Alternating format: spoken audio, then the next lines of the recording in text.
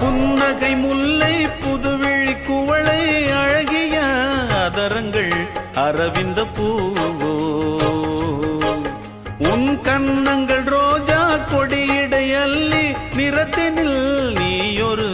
செவ்வந்தி பூவோ செண்பகம் ஒன்று பெண்முகம் கொண்டு எனக்கென பிறந்ததோ குன்றினில் தோன்றும் குறிஞ்சியும் இங்கே குமரியாய் விளைந்ததோ